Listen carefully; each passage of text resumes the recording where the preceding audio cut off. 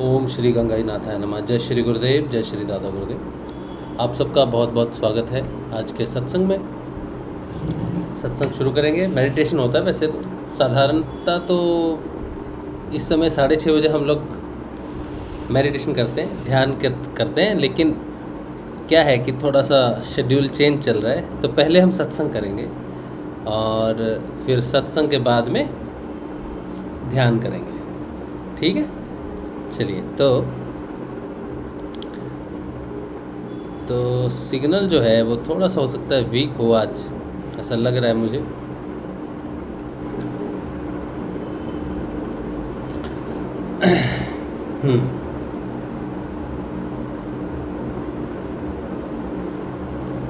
चलिए, तो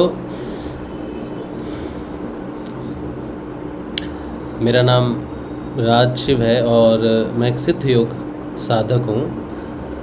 और साधना से, नाम जप से जो परिवर्तन आते हैं उनके ऊपर में हम जो है वो बात करते हैं, सत्संग करते हैं और अध्ययन करते हैं श्रीमद् भागवत का। आजकल श्रीमद् भागवत का अध्ययन चल रहा है।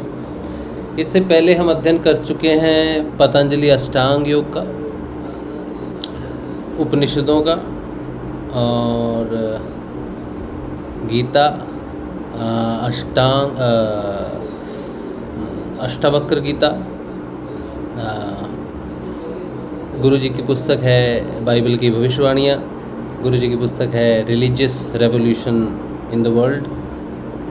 ये सब पुस्तकों का अध्ययन हम कर चुके हैं पहले, और अभी आजकल जो है श्रीमद् भागवत का अध्ययन चल रहा है। 51वां दिन है आज। अध्याय के हिसाब से नहीं लिखा हुआ कि कौन सा, तीसरा अध्याय चल रहा है वैसे तो, लेकिन दिनों के हिसाब से लिख दिया। तो 51वां दिन है आज। उसका जो अध्ययन है श्रीमद् भागवत का, वो दूसरे भाग में हम लोग करते हैं। तो पहले भाग में जो है वो हम अपने परिवर्तनों की जो है बात करते हैं। पहले भाग में एक प्रश्न है, बहुत लंबा चौड़ा तो नहीं होगा सत्संग, क्योंकि थोड़ा कलकत्ता में जो है वो थोड़ा सा आयोजन चल रहा है, जिसके लिए थोड़ा सा टाइम बदला हुआ है। वैसे तो आज सुबह करना था, हमने सत्संग सुबह करना था 11 बजे, लेकिन सुबह कुछ अलग चल रहा था। सुबह हम ध्यान में रहे बहुत देर तक, क्रिया योग में रहे बहुत देर तक, तो वो समय निकल गया, इसलिए नहीं हो पाया। एक प्रश्न के ही साथ मैं शुरू करता हूँ। एक प्रश्न था, वो व्हाट्सएप पे था।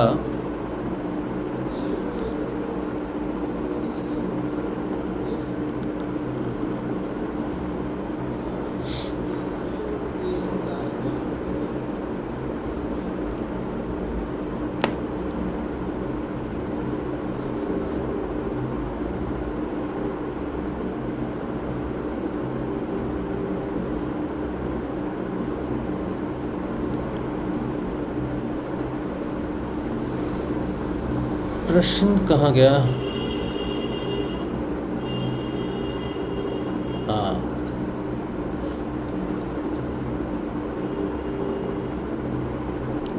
प्रश्न था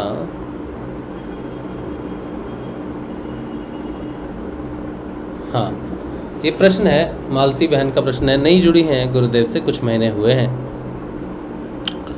तो इनका प्रश्न है कि आत्म जागृति का मतलब अंदर से सत्य रूप में जागृत होना होता है। आपने अपने आप को आत्मा समझ के कर्मों को निभाने से क्या वो सच फलीभूत नहीं होता है क्या? इस पर इन्होंने बात करने के लिए कहा है। और ये कहते हैं कि ये जो बात है कि आत्म जागृति जब आती है तो सत्य प्रकट होता है अंदर से, लेकिन अगर हम अपने आप को आत्मा समझें कि हम आत्मा हैं, शरीर नहीं है, और उस हिसाब से हम संसार में कार्य करें, विचरें, तो क्या वो सही नहीं है? क्या उससे वो सत्य प्रकट नहीं होगा? तो एक फ़िलॉसफ़ी है जो इन्होंने लिखा है, कहते हैं as you think so you become, जो आप सोचते हो वैसे आप बन जाते हो। फिर इन्होंने एग्जांपल दी है एग्जाम्पल में लिखा है, कोई अपने आप को भैंस समझता है, इसका मतलब वो फिज़िकली भैंस नहीं बन जाता, मगर उसकी बुद्धि जो है वो भैंस जैसी बन जाती है, मोटी बुद्धि हो जाती है। ऑन द कॉन्ट्रेरी, इससे उल्टा, जब कोई अपने आप को शेर समझता है तो वो पराक्रमी बन जाता है। योद्धा, जैसे हम बहादुर हैं, शेर हैं, तो पराक्रमी बन जाता है। तो वो भाव आ जाता है, जैसा हम सोचते हैं वैसा भाव आ जाता है। जब हम डरने लगते हैं किसी से तो हमारे अंदर डर पैदा हो जाता है, फिर चीज़ों से हम डरने लग जाते हैं, इस तरह से।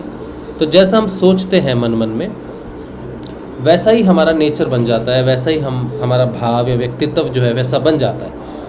तो अगर हम सोचें कि हम आत्मा है, तो क्या हमारा व्यक्तित्व जो है वो आत्मा स्वरूप, सत्य स्वरूप हो सकता है, या फिर सिर्फ आत्म जागृति के बाद ही जो है वो सत्य जो है वो प्रकट होता है? ये प्रश्न है इनका।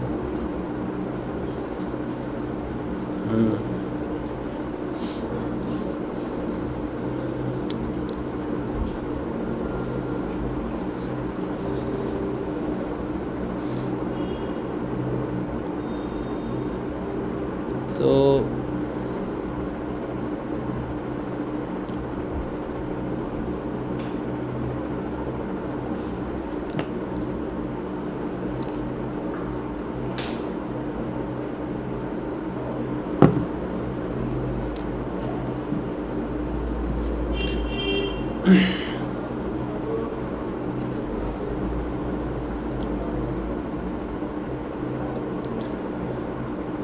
ये जो बात है,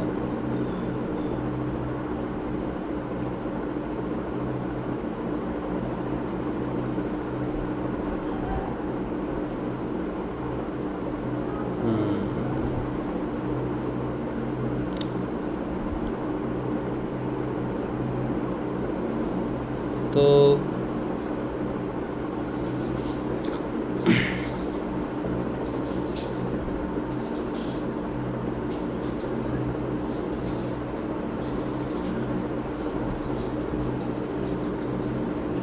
एक मिनट दीजिए।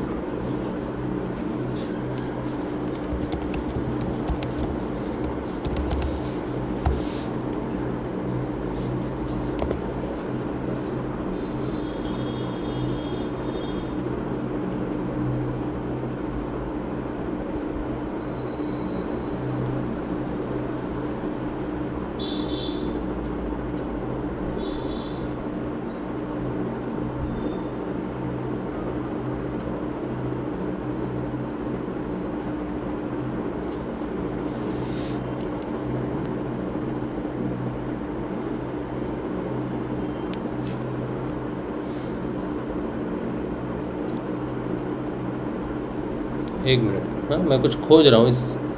इसका उत्तर जो है, एक फिल्म है, वो फिल्म है स्वामी नारायण भगवान के ऊपर में, एक एनिमेशन सीरीज़ है।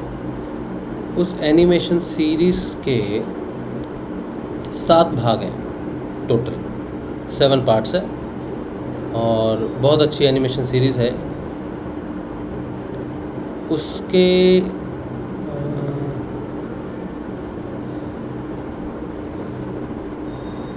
5वें भाग की मैं एक क्लिप जो है वो आपको सुनाना चाहता हूँ।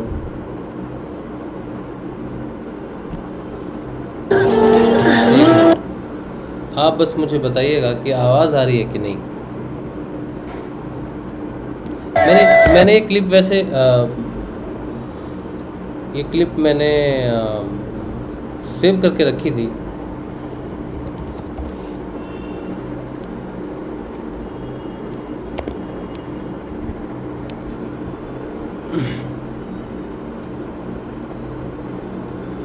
एक मिनट दीजिए मुझे।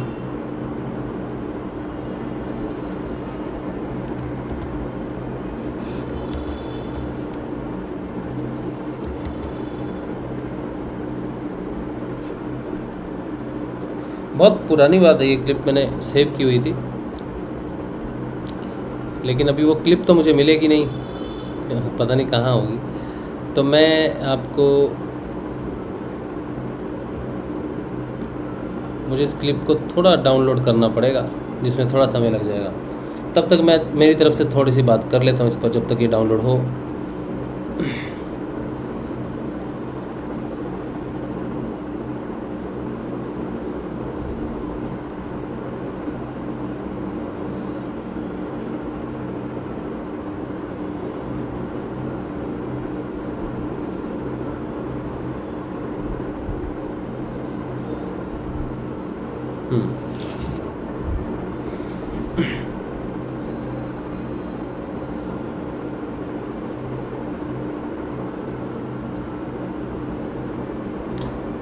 तो क्या बोलूँ, मुझे समझ नहीं आ रहा एक्चुअली, क्योंकि प्रश्न जो है ना बहुत कॉम्प्लिकेटेड है। कॉम्प्लिकेटेड तो अगर सीधा कह दें, इसका सीधा जवाब मैं आपको दे दूं, तो इसका सीधा जवाब है नहीं। ऐसा संभव नहीं है मालती बहन। जैसा आपने प्रश्न पूछा है कि हम अगर अपने आप को आत्म रूप में समझें और वो कार्य करें तो क्या हम में सत्य जागृत नहीं होगा, तो इसका सीधा आंसर नहीं है, और बड़ा टू द पॉइंट आंसर है कि नहीं, ऐसा संभव नहीं है।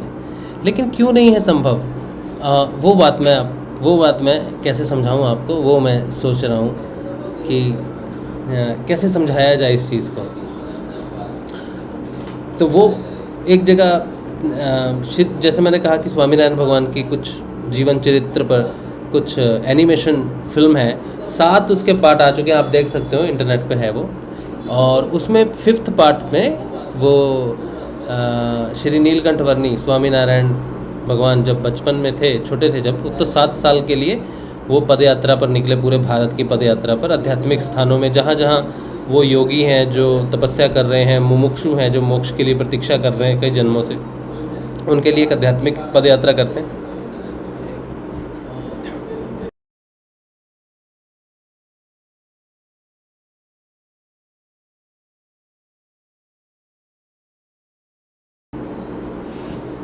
तो पद यात्रा करते हैं उनके लिए, और उनको मिलते हैं, उनको मोक्ष पद के लिए आगे बढ़ा देते हैं। तभी वो एक रास्ते में एक जगह पर पहुंचते हैं, गांव में पहुंचते हैं।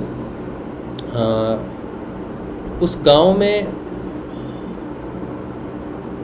एक टीचर है, वो पढ़ा रहा है बच्चों को, और संस्कृत में शिक्षा दे रहे हैं उनको कि देखो बेटो, बच्चों, सत्य बोलना चाहिए जीवन में हमेशा, सत्य को धारण करना चाहिए, अच्छे कर्म करने चाहिए, लोगों की मदद करनी चाहिए, और एक बहुत अच्छा जीवन, उदारता भरा जीवन, और एक सहायता, एक लोगों के लिए सेवा वाला जीवन जो है वो बिताना चाहिए। इस तरह से वो संस्कृत के कुछ स्क्रिप्चर्स हैं और उनकी शिक्षा देते हैं बच्चों को, सत्य की शिक्षा दे रहे हैं, सत्य बोलने की शिक्षा दे रहे हैं कि इस तरह से है।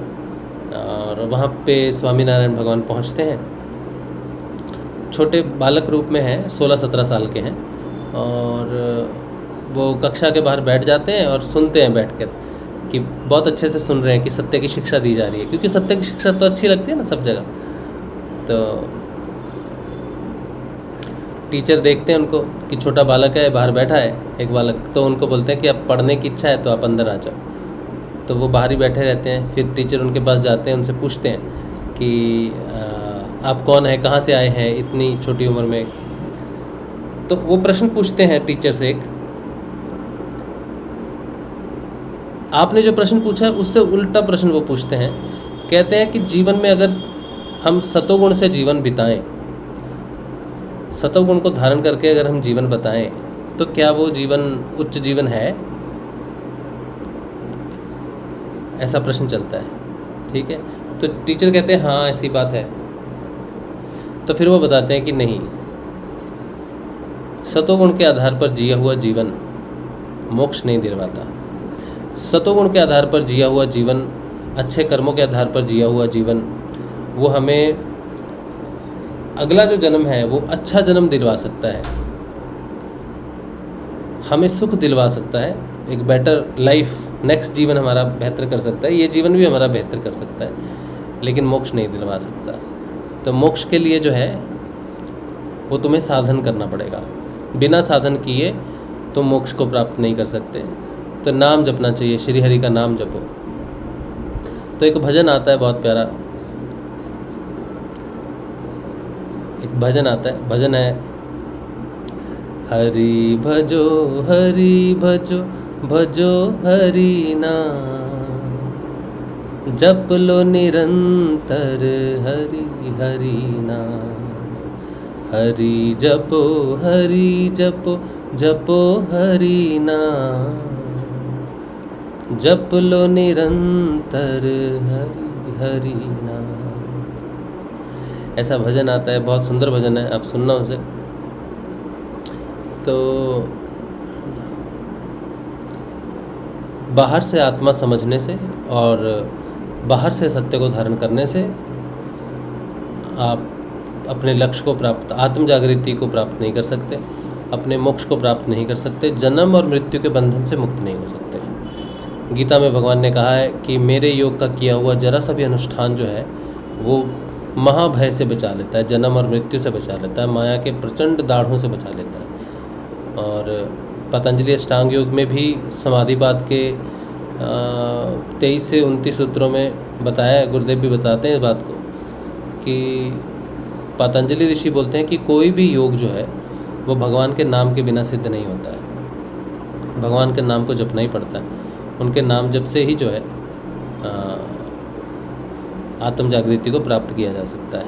इसीलिए अगर कोई ये समझे कि मैं बहुत अच्छा जीवन बिता के आया हूँ, दान धर्म वाला जीवन बिता के आया हूँ, दया वाला जीवन बिता के आया हूँ, कृतज्ञता वाला जीवन बिता के आया हूँ, उदार और सेवा भाव का जीवन बिता के आया हूँ, इसलिए मुझे मुक्ति मिलेगी, नहीं।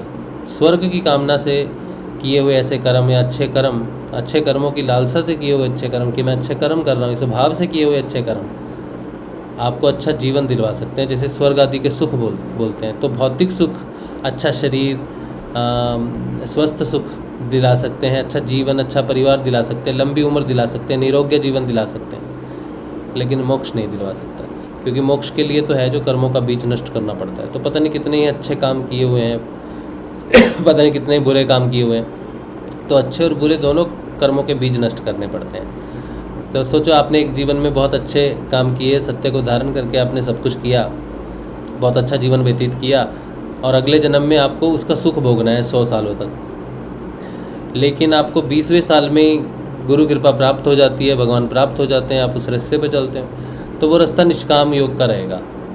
उस नाम को जपने से, उस पथ पर चलने से आपके जो 80 साल के शुभ कर्म हैं, जिन्हें आपने आत्मा मान के सत्य स्वरूप के रूप में किए थे, वो नष्ट हो जाएंगे। अपने आप को आत्मा समझकर आपने कुछ काम किया, अच्छे काम किया, वो भी नष्ट होने लायक हैं।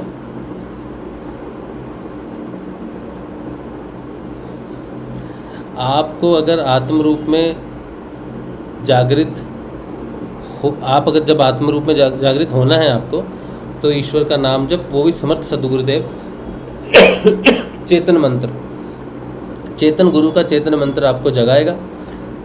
चेतना आने के बाद, जागने के बाद, आत्म जागृति का जो प्रकाश है, आत्म जैसे सूर्य है और सूर्य का प्रकाश है, सूर्य और सूर्य का प्रकाश, जैसे सूर्य का प्रकाश सूर्य से भिन्न नहीं है, वैसे ही आत्म जागृति और सत्य भिन्न नहीं है। आत्म जागृति और उसका प्रकाश सत्य, वो तभी प्रकट होगा, और जब वो प्रकट होगा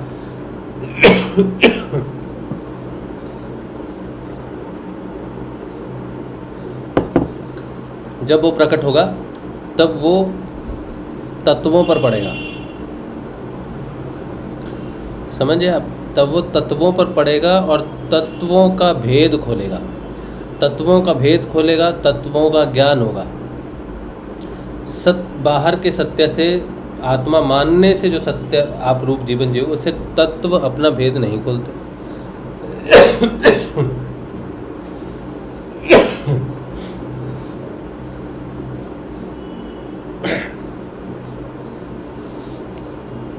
तत्व अपना भेद नहीं खोलते। पानी है, गरम पानी हो तो देना चाहिए।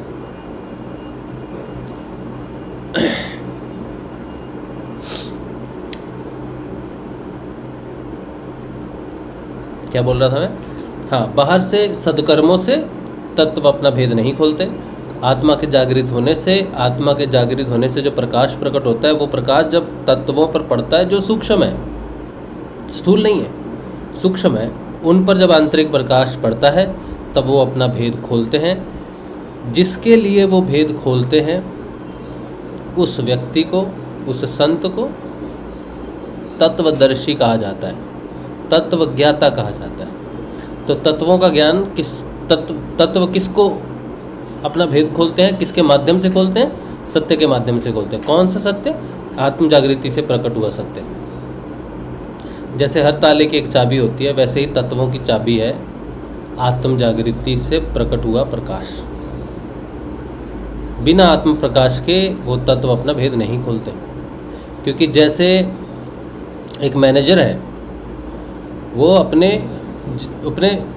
ऊपर के मैनेजर को, ठीक है, एक सोच लो रीजनल मैनेजर है, वो एरिया मैनेजर रीजनल मैनेजर को रिप्लाई करता है, रीजनल जो होगा वो स्टेट मैनेजर को करेगा, स्टेट मैनेजर जो होगा वो नेशनल मैनेजर को करेगा, नेशनल मैनेजर जो है वो इंटरनेशनल मैनेजर को रिपोर्ट करेगा। समझे आप? तो नेशनल मैनेजर जो है वो सिक्योरिटी गार्ड को रिपोर्ट नहीं करेगा।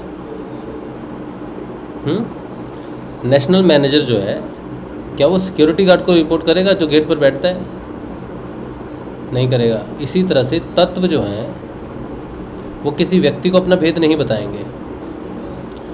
जो आत्म रूप से जागृत नहीं है लेकिन अच्छा जीवन बिता रहा है, उसे वो अपना भेद नहीं बताएंगे, क्योंकि वो कर्मों को इकट्ठा कर रहा है, कर्मों में फंसा हुआ है, अच्छे कर्म बुरे कर्मों में फंसा हुआ है, पाप और पुण्य में फंसा हुआ है।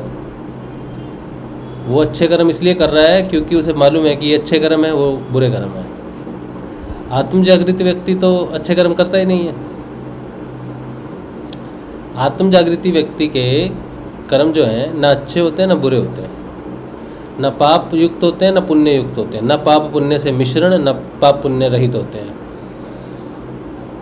और कोई व्यक्ति सत्व कर्म करता है, अच्छे कर्म करता है, वो तो अच्छे कर्म कर रहा है। योगी नहीं करता अच्छे कर्म, योगी के खाते में नहीं है। योगी अपने गुणात्मक कर्मों से मुक्त होता है। तो जो कर्मों से मुक्त है, गुणों से मुक्त हो रहा है, उसको तत्व अपना भेद देते हैं। समझे? चलिए वो फिल्म का कुछ हिस्सा मैं आपको दिखा देता हूँ।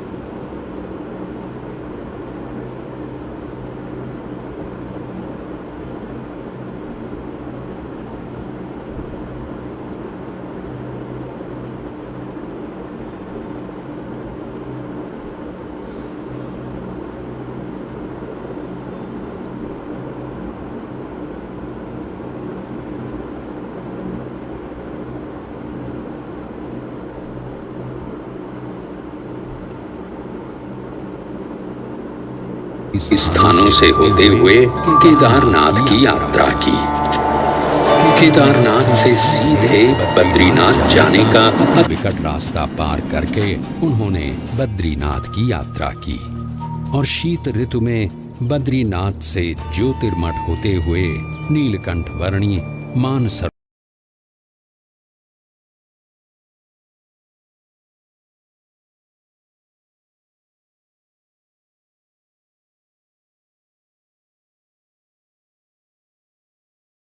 की ओर बढ़ चले।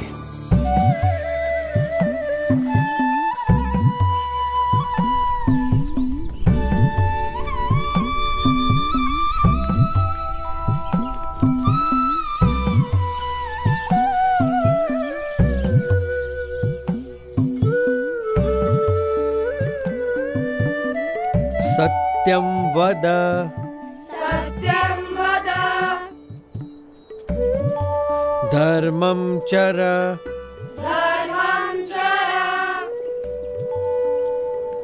सत्यान्न प्रमदितव्यम्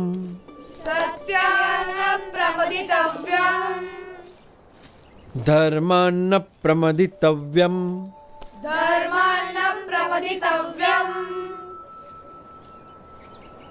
धर्म पालन, अहिंसा, सेवा, यह सब अच्छे मनुष्य जीवन के लक्षण है और इसीलिए इन सब सद्गुणों को अपनाते हुए परोपकारी जीवन जीना चाहिए। उसी में मनुष्य जीवन की सार्थकता है।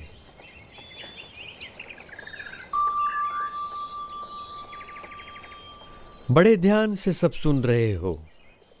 क्या समझ में आ रहा है? कुछ प्रश्न हो तो जरूर पूछना, झिझकना मत। निस्वार्थ सेवा भावना और सदाचार में कोई बुराई नहीं है, पर केवल सत्वगुणी प्रवृत्तियों से ही जिया गया जीवन परम कल्याण के लिए पर्याप्त है। जन्म से लेकर मृत्यु तक यदि केवल इन सब में ही जीवन व्यतीत हो तो स्वयं का कल्याण कैसे होगा?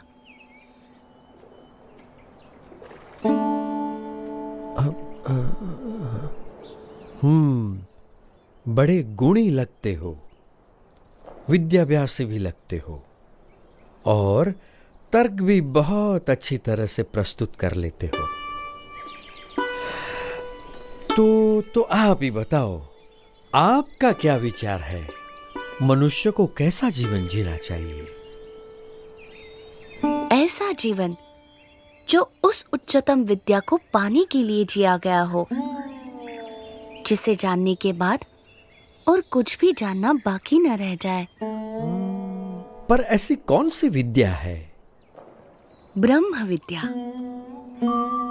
जिससे अपने अहंकार, स्वभाव, अज्ञान, इंद्रियों एवं अंतःकरण की गुलामी, हर प्रकार के दुख, सारे बंधन, जन्म मरण के चक्कर, इन सब से मुक्ति पाकर आत्यंतिक कल्याण प्राप्त होता है।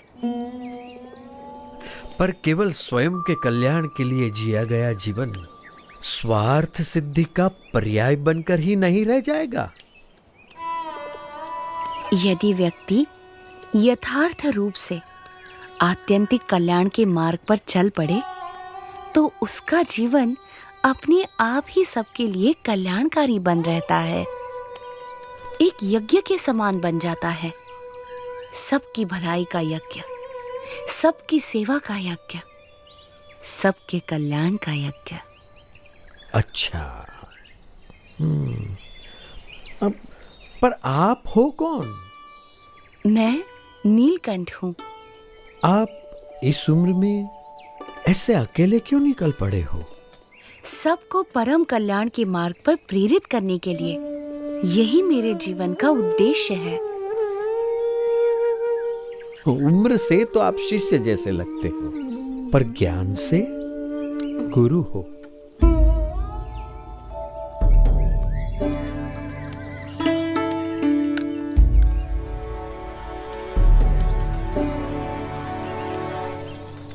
प्रणाम।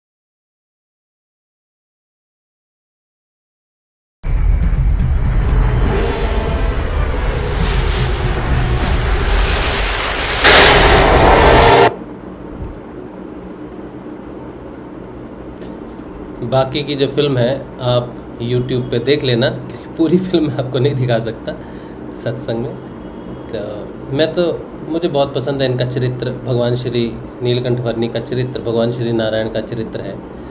इसे जितना भी देखें मन नहीं भरता है। तो आप इंटरनेट पर, मैंने नाम दे दिया है फिल्म का क्लिप में, तो आप ज़रूर देखिए, बहुत आनंद आएगा आपको। चलिए, तो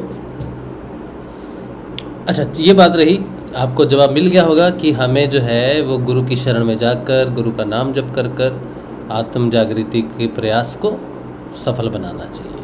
ठीक है, हमें सत्कर्म करने चाहिए, अच्छे कर्म करने चाहिए, लेकिन आत्म जागृति के प्रयास को भी कंटिन्यू करना चाहिए। जब गुरु कृपा हो जाएगी तब कमाल हो जाएगी। ठीक है, चलिए, तो ये छोटा सा हिस्सा सत्संग का। ठीक है, अब हम अध्ययन करेंगे श्रीमद् भागवत का। आज इंटरनेट हो सकता है कि थोड़ा सा बीच में रुक रहा हो या प्रॉब्लम कर रहा हो, मुझे इस चीज़ का है पता है, लेकिन इसमें हम कुछ कर नहीं सकते हैं। ठीक है, चलिए,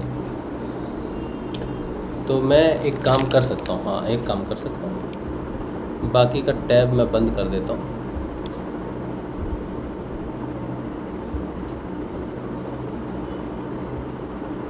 ठीक है, हो सकता है कि इससे थोड़ा सा इम्प्रूव हो जाए। चलिए, तो हम पढ़ रहे हैं तृतीय स्कंद।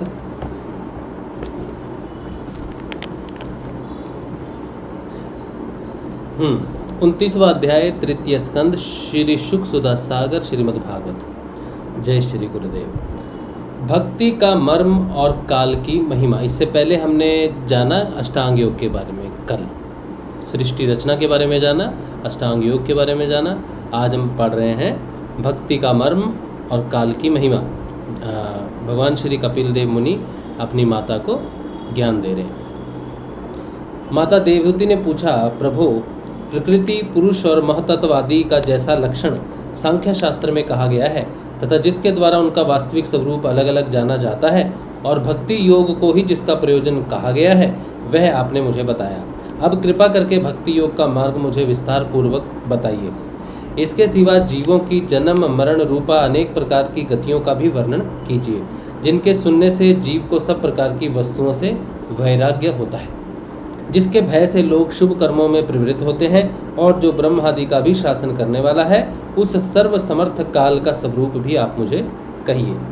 ज्ञान दृष्टि के लुप्त हो जाने के कारण देहादि मिथ्या वस्तुओं में जिन्हें आत्माभिमान हो गया है तथा बुद्धि के कर्मासक्त रहने के कारण अत्यंत श्रमित होकर जो चिरकाल से अपार अंधकार में संसार में सोए पड़े हैं, उन्हें जगाने के लिए आप योग प्रकाशक सूर्य ही प्रकट हुए हैं। श्री मैत्रेय जी कहते हैं, कुरुश्रेष्ठ विदुर जी, माता के ये मनोहर वचन सुनकर महामुनि कपिल जी ने उनकी प्रशंसा की और जीवों के प्रति दया से द्रवीभूत हो बड़ी प्रसन्नता के साथ उनसे इस प्रकार बोले। श्री भगवान बोले, माता जी, साधकों के भाव के अनुसार भक्ति योग का अनेक प्रकार से प्रकाश होता है, क्योंकि स्वभाव और गुणों से भेद से मनुष्य के भावों में भी विभिन्नता आ जाती है। जो भेददर्शी क्रोधी पुरुष हृदय में हिंसा, दंभ अथवा मत्सर्य का भाव रखकर मुझसे प्रेम करता है, वह मेरा तामस भक्त है। ओहो,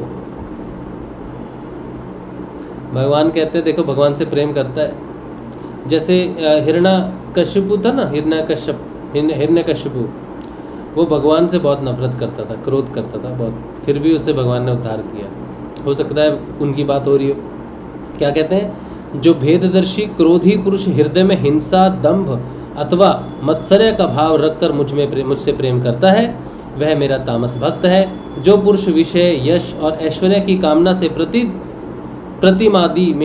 प्रतिमा आदि में मेरा भेदभाव से पूजन करता है, वह राजस भक्त है। जो व्यक्ति पापों का क्षय करने के लिए परमात्मा को अर्पण करने के लिए और पूजन करना कर्तव्य है, इस बुद्धि से मेरा भेदभाव से पूजन करता है, वह मेरा सात्विक भक्त है। जिस प्रकार गंगा का प्रवाह अखंड रूप से समुद्र की ओर बहता रहता है, उसी प्रकार मेरे गुणों के श्रवण मात्र से मन की गति का तेल धारावत अविच्छिन्न रूप से मुझ सर्वांतरयामी के प्रति हो जाना तथा मुझ पुरुषोत्तम में निष्काम और अनन्य प्रेम होना, यह निर्गुण भक्ति योग का लक्षण कहा गया है। क्या बात है, फिर से सुनिए। जिस प्रकार गंगा का प्रवाह अखंड रूप से समुद्र की ओर बहता रहता है, उसी प्रकार मेरे गुणों के श्रवण मात्र से मन की गति का तेल धारावत, तेल की धार की तरह अविच्छिन्न रूप से मुझ सर्वांतरयामी के प्रति हो जाना तथा मुझ पुरुषोत्तम में निष्काम और अनन्य प्रेम होना, यह निर्गुण भक्ति योग का लक्षण कहा गया है। 3 तरह की भक्ति योग यहाँ पर अभी 4 तरह की बता दी गई है। तमोगुणी व्यक्ति भक्ति करता है तो तामस भक्त कहलाता है। किसी विषय यश ऐश्वर्य की प्राप्ति के लिए, भोग की प्राप्ति के लिए करता है तो उसे राजस भक्त कहा गया है। कोई पूजा करनी है भगवान की पूजा करनी चाहिए, भगवान की मूर्ति स्वरूप की पूजा करते हैं, है ना, पाठ करते हैं, ये करते हैं, वो करते हैं कि भगवान अभी पूजा करनी चाहिए, तो वो सात्विक भक्त कहलाते हैं। लेकिन जो अपने सारे कर्मों को भगवान में लय कर देता है, अपना पूरा जीवन भगवान के लिए अर्पण करता है और भगवान के ही गुणों का श्रवण करता है, भक्ति करता है, कथन करता है, सत्संग वगैरह जो करते हैं, लेकिन आप खुद अपने कर्मों का कोई संचन नहीं करते, कोई अभिलाषा नहीं करते, बस भगवान के गुणगान ही करते रहते हैं, ऐसे भक्त को भगवान ने निर्गुण भक्ति योग का लक्षण कहा गया है। ऐसे निष्काम भक्त दिए जाने पर भी मेरी सेवा को छोड़कर सालोक्य, सृष्टि, समीप्य, सारूप्य और सायुज्य मोक्ष तक नहीं लेते। तो ये जो लोग हैं, जो भगवान ने बोले हैं कि पहला ही बोले सालोक्य मतलब भगवान के नित्य वाम में निवास, सृष्टि भगवान के समान ऐश्वर्य भोग, सामीप्य भगवान की नित्य समीपता, सारूप्य भगवान का सा रूप और सायुज्य भगवान के विग्रह में समा जाना, उनसे एक हो जाना या ब्रह्म स्वरूप प्राप्त कर लेना, या मोक्ष तक भी प्राप्त नहीं करते। वो लोग सिर्फ भगवान का गुणगान करना चाहते हैं और सत्संग करते रहते हैं। जैसे एक हैं भक्त, इनका नाम है कागभूषण जी। भगवत सेवा के लिए मुक्ति का तिरस्कार करने वाले, भगवत सेवा के लिए मुक्ति का तिरस्कार करने वाला वह भक्ति योग ही परम पुरुषार्थ अथवा साध्य कहा गया है। इसके द्वारा पुरुष तीनों गुणों को लांघकर मेरे भाव को, मेरे प्रेम रूप अप्रकृत स्वरूप को प्राप्त हो जाता है। एक और है जिन्होंने कहा था कि मैं तब तक नहीं जाऊंगा, तब तक मोक्ष को स्वीकार नहीं करूंगा जब तक कि अंतिम मनुष्य जो है वो अपने लक्ष्य को प्राप्त नहीं कर लेता। विवेकानंद जी ने शरीर त्यागने के बाद भी मोक्ष को स्वीकार नहीं किया, या वो उच्चतम गति या किसी लोक में जाना, निवास करना उन्होंने स्वीकार नहीं किया। उन्होंने कहा कि तब तक मैं सूक्ष्म लोक से सहायता करता रहूँगा जब तक कि अंतिम मनुष्य जो है वो अपनी गति को या अपने लक्ष्य को प्राप्त नहीं कर लेता। तो विवेकानंद उनमें से एक है जिन्होंने सारे लोगों का त्याग करके सूक्ष्म लोक से सहायता करने के लिए जिम्मा उठाया है। और इसका प्रमाण मिलता है 1903 में विवेकानंद जी ने शरीर छोड़ दिया था। 1908 और 9 में जब श्री अरविंदो जेल में थे, अलीपुर जेल में थे, तब उससे में उन्हें विवेकानंद जी का साक्षात्कार हुआ था गुरु के स्वरूप में 15 दिन तक लगातार। ठीक है, तो उन्होंने उनका मार्गदर्शन किया था वहाँ पर। अच्छा, चलो आगे बढ़ते हैं। निष्काम भाव से श्रद्धा पूर्वक अपने नित्य नैमित्तिक कर्तव्यों का पालन कर नित्य प्रति हिंसा रहित उत्तम क्रिया योग का अनुष्ठान करने, मेरी प्रतिमा का दर्शन, स्पर्श, पूजा, स्तुति और वंदना करने, प्राणियों में मेरी भावना करने, धैर्य और वैराग्य के अवलंबन महापुरुषों का मान, दीनों पर दया और समान स्थिति वालों के प्रति मित्रता का व्यवहार करने, यम नियमों का पालन, अध्यात्म शास्त्रों का श्रवण और मेरे नाम का उच्च स्वर से कीर्तन करने से तथा मन की सरलता, सत्पुरुषों के संग और अहंकार के त्याग से मेरे धर्मों का, भागवत धर्मों का अनुष्ठान करने वाले भक्त पुरुष का चित्त अत्यंत शुद्ध होकर मेरे गुणों के श्रवण मात्र से अनायास ही मुझ में लग जाता है। जिस प्रकार वायु के द्वारा उड़कर जाने वाला गंध अपने आश्रय पुष्प से घृणेन्द्रिय तक पहुंच जाता है, उसी प्रकार भक्ति योग में तत्पर और राग द्वेषादि विकारों से शून्य चित्त परमात्मा को प्राप्त कर लेता है। अभी जो प्रश्न पे हमने बात की थी ना कि हम क्या अच्छा जीवन जिए, सकारात्मक, वो जो प्रश्न था कि सदोगुणी जीवन जीने से क्या हम होंगे, तो सदोगुणी जीवन को लगातार जीने से भगवान जरूर प्रसन्न होंगे, लेकिन जो आपको प्राप्त होगा आत्म स्वरूप जो सत्य प्राप्त होगा वो तो जागृति पर ही प्राप्त होगा। आपके सतोगुणी और अच्छे जीवन, त्याग भरे जीवन को जीने से भगवान प्रसन्न होकर आपको मुक्ति का मार्ग दे देंगे। लेकिन प्रश्न ये है क्या सतोगुणी जीवन जीना पर्याप्त है, नहीं। वो सतोगुणी जीवन एक माध्यम है जो आपको भगवान की प्राप्ति करवाएगा गुरु के माध्यम से। गुरु आएंगे, आत्मा जागृत होगी, आत्मा की जानकारी ही ईश्वर की जानकारी है। फिर कहते हैं मैं आत्म रूप से सदा सभी जीवों में स्थित हूँ, इसलिए जो लोग मुझे सर्वभूत स्थित परमात्मा का अनादर करके केवल प्रतिमा में ही मेरा पूजन करते हैं, उनकी वह पूजा स्वांग मात्र। देखो क्या सुंदर बात कही है। कहते हैं मैं आत्मा सब जीवों में स्थित हूँ, सब में मैं हूँ, इसलिए जो लोग मुझे सिर्फ ये मूर्ति में है या वो मूर्ति में है, सब जगह नहीं है। जैसे लोग क्या करते हैं ना, मंदिर में जाएंगे तो मंदिर में जाएंगे तो नमस्कार, मंदिर से बाहर निकलते ही वो अपने असली चरित्र में आ जाते हैं। झूठ बोलना, जब भगवान के सामने है, कीर्तन में है, कहीं है, तब तो वो अच्छे व्यवहार करेंगे। ओम जय जगदीश हरे, जय जय जय जगदीश, जय ओ श्री हरि, जय, तब तो सब अच्छे हैं। नमाज़ पढ़ रहे हैं तो सब अच्छे हैं, हम नमाज़ पढ़ते हैं 5 टाइम, सब अच्छे हैं। लेकिन जब नमाज नहीं पढ़ रहे, जब मंदिरों में नहीं हो, गिरजाघर में नहीं हो, गुरुद्वारों में नहीं हो, जब किसी से बात कर रहे हो, जब अपने व्यवहार में हो, तब झूठ तुम्हारे कितने करीब है, सत्य तुम्हारे कितने दूर है, उससे पता चलता है कि तुम्हारा देवघरों में जाना स्वांग मात्र है। तो वो हर जगह है, किसी भी क्षण उसकी स्मृति अगर भूल जाती है तुम्हें, तो फिर सिर्फ मूर्तियों से या फिर देवघरों में जाना, मंदिर मस्जिदों में जाने से वो प्राप्त नहीं होगा।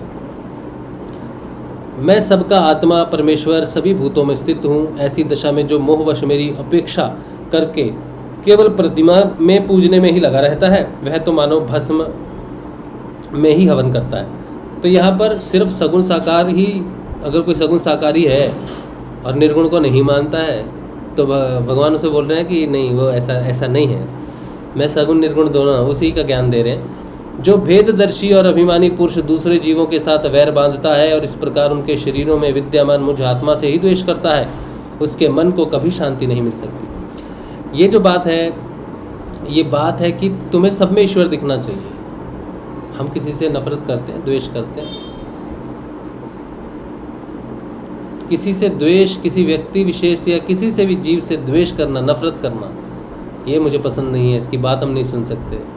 ये भगवान से द्वेष करना है, क्योंकि भगवान सभी स्वरूपों में रहता है, और जितने भी स्वरूप होते हैं जो हमें अच्छे लगते हैं वो भी हमारा शोधन करते हैं, जो हमें अच्छे नहीं लगते वो भी हमारा शोधन ही करते हैं। माताजी, जो दूसरे जीवों का अपमान करता है वह बहुत ही घटिया बढ़िया सामग्रियों से अनेक प्रकार के विधि विधानों के साथ मेरी मूर्ति का पूजन भी करे तो भी मैं उससे प्रसन्न नहीं हो सकता। मनुष्य अपने धर्म का अनुष्ठान करता हुआ तब तक मुझ ईश्वर की प्रतिमा आदि में पूजा करता रहे जब तक उसे अपने हृदय में एवं संपूर्ण प्राणियों में स्थित परमात्मा का अनुभव ना हो जाए। आहा, क्या बात है साधु। क्या कहते हैं भगवान, जब तक तुम्हारे हृदय में मैं नहीं प्रकट होता और सभी के हृदयों में मैं ही वास करता हूँ, ऐसा ज्ञान तुमको नहीं हो जाता, तब तक तुम भगवान को प्राप्त नहीं कर सकते। तो आत्म जागृति बहुत बड़ा प्रयोजन है भगवान को प्रसन्न करने का। मनुष्य अपने धर्म का अनुष्ठान करता हुआ तब तक मुझ ईश्वर की प्रतिमा आदि में पूजा करता रहे जब तक उसे अपने हृदय में एवं संपूर्ण प्राणियों में स्थित परमात्मा का अनुभव न हो जाए। जो व्यक्ति आत्मा और परमात्मा के बीच में थोड़ा सा भी अंतर करता है उस भेददर्शी को मैं मृत्यु रूप से महान भय उपस्थित करता हूँ। आह है, क्या ही बात है, वाह क्या बात है, आहा आहा क्या बात है।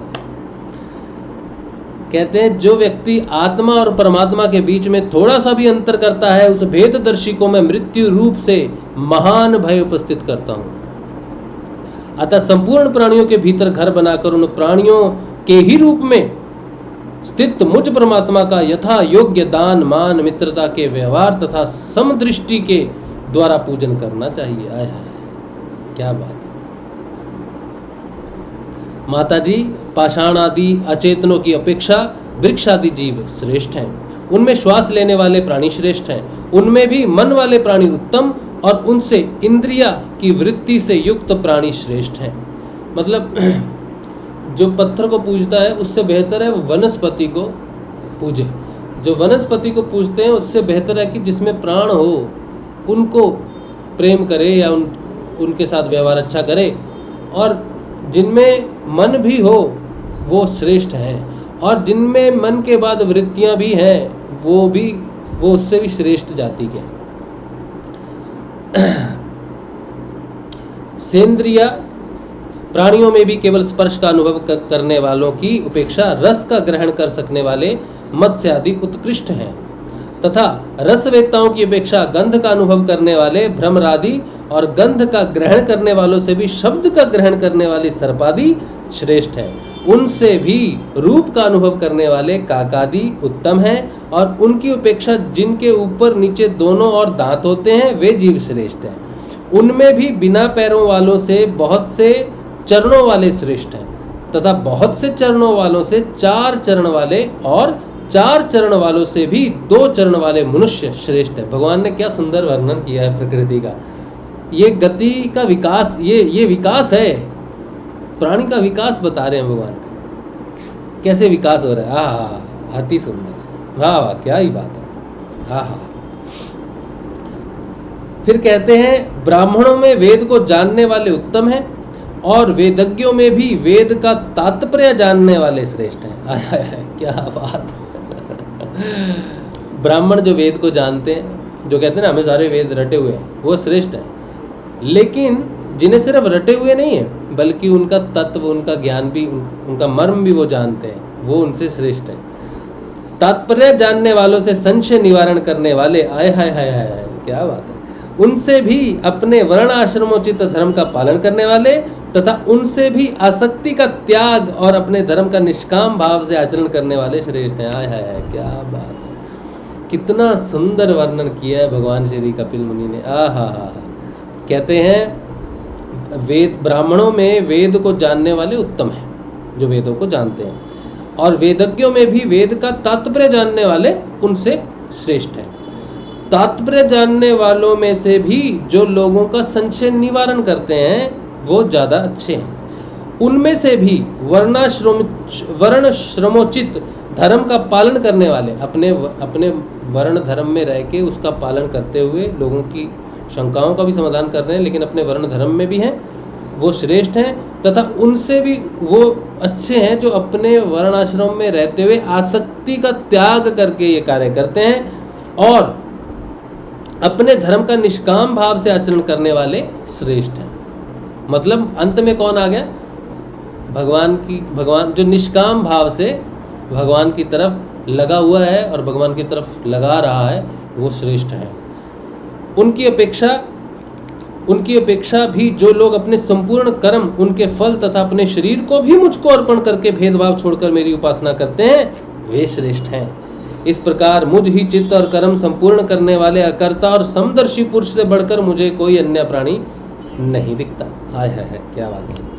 तो इस प्रकार मुझे ही चित्त और कर्म समर्पण करने वाले अकर्ता और समदर्शी पुरुष से बढ़कर मुझे कोई मनुष्य, अन्य प्राणी नहीं दिखता। कितना सुंदर वर्णन किया है ना। फिर कहते हैं, अतः यह मानकर कि जीव रूप अपने अंश से साक्षात भगवान ही सब में अनुगत है, इन समस्त प्राणियों को बड़े आदर के साथ मन से प्रणाम करें। माता जी, इस प्रकार मैंने तुम्हारे लिए भक्ति योग और अष्टांग योग का वर्णन किया। इनमें से एक का भी साधन करने से जीव परम पुरुष भगवान को प्राप्त कर सकता है। भगवान परमात्मा परम ब्रह्म का अद्भुत प्रभाव संपन्न तथा जगत आदि पदार्थों के नानाविधि वैचित्र्य का हेतुभूत स्वरूप विशेष ही काल नाम से विख्यात है। प्रकृति और पुरुष इसी के रूप हैं, और तथा इनसे यह पृथक भी है। नाना प्रकार के कर्मों का मूल अदृष्ट भी यही है, तथा इसी से महतत्व आदि के अभिमानी भेददर्शी प्राणियों को सदा भय लगा रहता है। जो सबका आश्रय होने के कारण समस्त प्राणियों में अनुप्रविष्ट होकर भूतों द्वारा ही उनका संहार करता है, वह जगत का शासन करने वाले ब्रह्म आदि का भी प्रभु भगवान काल ही यज्ञों का फल देने वाला विष्णु है। इसका ना तो कोई मित्र है, ना कोई शत्रु है, ना कोई सगा संबंधी ही है। ये सर्वदा सजग रहता है और अपने स्वरूप भूत श्री भगवान को भूलकर भोग रूप प्रमाद में पड़े हुए प्राणियों पर आक्रमण करके उनका संहार करता है। इसी के भय से वायु चलता है, इसी के भय से सूर्य तपता है, इसी के भय से इंद्र वर्षा करते हैं और इसी के भय से तारे चमकते हैं। इसी से भयभीत होकर औषधियों के सहित लताएं और सारी वनस्पतियां समय समय पर फल फूल धारण करती हैं। इसी के डर से नदियां बहती हैं और समुद्र अपनी मर्यादा से बाहर नहीं जाता। इसी के भय से अग्नि प्रज्वलित होती है और पर्वतों के सहित पृथ्वी जल में नहीं डूबती। इसी के शासन से यह आकाश जीवित प्राणियों को श्वास प्रश्वास के लिए अवकाश देता है और महतत्व अहंकार रूप शरीर का 7 आवरणों से युक्त ब्रह्मांड के रूप में विस्तार करता है। इस काल के ही भय से सत्वादी गुणों के नियामक विष्णु आदि देवगण, जिनके अधीन ये सारा चराचर जगत है, अपने जगत रचना आदि कार्यों में युग क्रम से तत्पर रहते हैं। यह अविनाशी काल स्वयं अनादि किंतु दूसरों को आदि करता उत्पादक है तथा स्वयं अनंत होकर भी दूसरों का अंत करने वाला है। यह पिता से पुत्र की उत्पत्ति कराता हुआ सारे जगत की रचना करता है और अपनी संहार शक्ति मृत्यु के द्वारा यमराज को भी मरवाकर इसका अंत कर देता है। जबरदस्त ना, वाह क्या बात है। माता जी, इस प्रकार मैंने तुम्हारे लिए भक्ति योग और अष्टांग योग का वर्णन किया। 2 मार्ग बताए हैं भगवान की प्राप्ति के। भगवान श्री कृष्ण ने गीता में भी 2 मार्ग बताए हैं। 2 मार्ग बताए, एक ज्ञान मार्ग और एक निष्काम योग। तो निष्काम भक्ति योग जो है वो वही भगवान के नाम जब से विधिवत पूजा करने से वहाँ से शुरू होता है, तो उसको ज्ञान योग कहा गया है गीता में। भक्ति योग और ज्ञान योग एक ही चीज़ है। जब अष्टांग योग की विधि से निष्काम कर्म के हिसाब से जब कोई आगे बढ़ता है, जैसे हम लोग आगे बढ़ते हैं, तो हमें भी भक्ति योग की प्राप्ति होती है। ज्ञान से अनुष्ठान करने से, भगवान के द्वारा बताए गए नियमों के द्वारा भक्ति करने से भक्ति योग प्रकट होता है।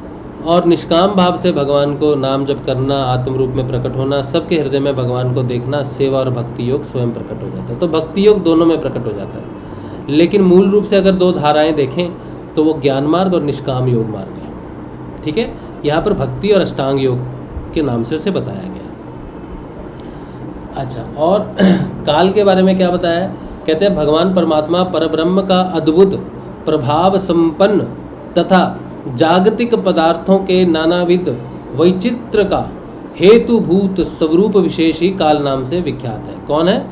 भगवान परमात्मा परम ब्रह्म का अद्भुत प्रभाव संपन्न तथा जागतिक पदार्थों के नानाविध वैचित्र का हेतुभूत स्वरूप विशेष ही काल नाम से विख्यात है। तो काल एक ऐसा है जो भगवान का ही स्वरूप है, जिसके कारण भगवान जो है समय के अधीन सबको बांधते हैं। पुरुष और प्रकृति का मेल होता है, तत्ववादियों की रचना होती है, फिर वो सब देवताओं का सबका होता है। तो सारी चीज़ों का उन्होंने वर्णन किया, बहुत खूबसूरत भक्ति योग का वर्णन। और आज यहाँ पर 29वां अध्याय समाप्त होता है। 30वां अध्याय शुरू होगा, तृतीय स्कंद का 30वां अध्याय शुरू होगा, जिसमें देह गेह में आसक्त पुरुषों की अधोगति का वर्णन। जो लोग अपनी देह में, अपने शरीर में आसक्त हैं, अपने जीवन के सुखों में आसक्त हैं, उनकी अधोगति यानी कि उनका पतन कैसे होता है उसका वर्णन आता है। वो हम कल देखेंगे। आज के लिए इतना ही। अब जो है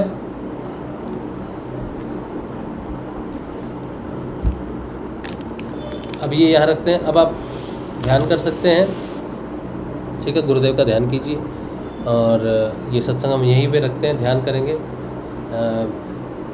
कुछ समय के लिए। जैसे आज लेट हो गए हैं ध्यान करने के लिए, लेकिन आप ध्यान कीजिए। तो हम कल मिलेंगे, कल के ये सत्संग में। कोई प्रश्न तो नहीं है ना? सब ठीक है? ठीक है, चलिए कल मिलेंगे हम लोग कल के सत्संग में। कल का सत्संग कितने बजे होगा ये हमको मालूम नहीं है, हम बता देंगे आपको, नोटिफिकेशन आ जाएगा आपको। चैनल को आप सब्सक्राइब करें, लाइक करें और शेयर करें ज़रूर, और जिससे आपको नोटिफिकेशन आ जाएगा। ठीक है, तो कल मिलेंगे, कल के सत्संग। जय श्री गुरुदेव, जय श्री दादा।